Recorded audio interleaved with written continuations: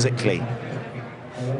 Yeah, indeed, Simon. Yeah, obviously amazing news for Max Verstappen today and the Red Bull team. You know, they really deserve that win, particularly Max. I mean, what a debut. So congratulations to him. But we have to remember that this was, in a way, handed to them by two drivers today.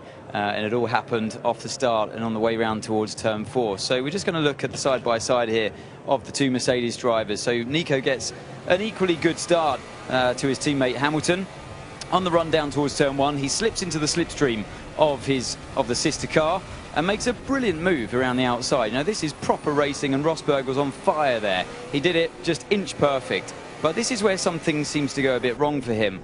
During the corner, looking at Hamilton's onboard, you see that the rain light starts to flash on Rosberg's car. Now, what this is when the car goes into harvesting mode, just coming up here. And at this point, round about now, so there we go, Rosberg starts to react to it. And just go to the full frame at this point. Oh, hang on a minute, I'll just rewind that for you, just so you can see what goes on. So he reacts to the rain light. The hand goes down and makes a switch change. Then he presses a button on the top left and then looks in the mirror as Hamilton's making his move, and that puts him onto the grass, and we all know what happens afterwards. So we'll go to the full frame on Rosberg's wheel now, just to get this up there. So here we go, through the corner. I'll just slow that down for you. So he's making a switch change there. And then he presses that top left button. That is the overtake button. He's reacting to something through that corner, and Lewis wasn't. He then looks in the mirror, tries to squeeze the gap as much as he can, but it's too late. If we run on board with Ricardo, we'll see that Lewis in front of us hasn't got the rain light flashing, so his car isn't in the harvest mode, and that's why Hamilton gets such a better run on his teammate through that corner. I'll just speed that up for you.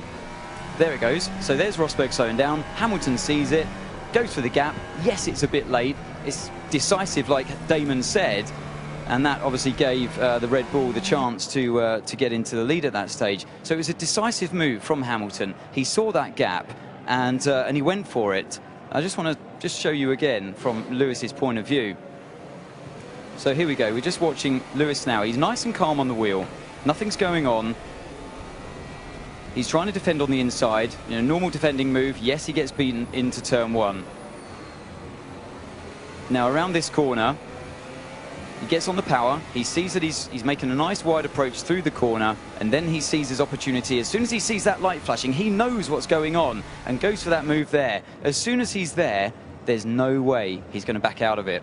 So the car comes over late, but he did make that move. You have to be decisive on one of these cars, and he makes that decision. I'm going to the inside. The gap is there on that part, so he goes for it. But look at the angle that Rosberg's coming over. As soon as we're here, there's no backing out of it. It's risky, but that's racing. You know, you have to put your car in those situations sometimes, and you have to trust the people that you're racing. It was very aggressive from Rosberg, I must say, and the stewards will be looking at that.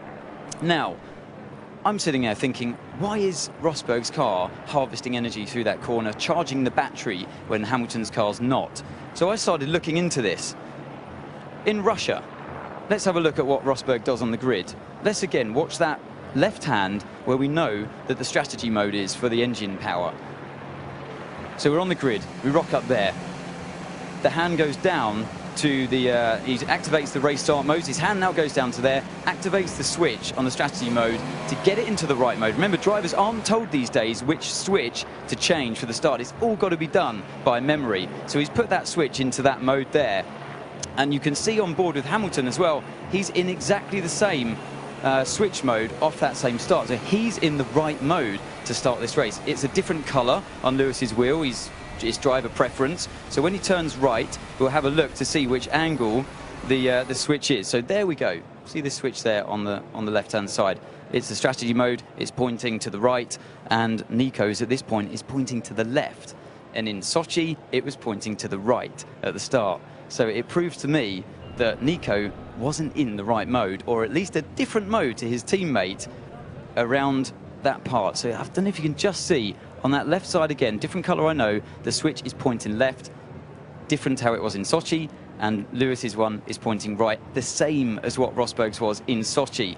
And as they go through that corner, Rosberg then switches the switch. After it starts to harvest, he realises he's losing power, and his hand goes down to that switch. There we go. And after he's fiddled around with it, you'll see it pops up on the right-hand side, the same angle as Lewis's, and he goes for the overtake button. So I think he was so maxed out in mental capacity, he couldn't rely on his natural racing senses and have enough spatial awareness to see what was going on around him.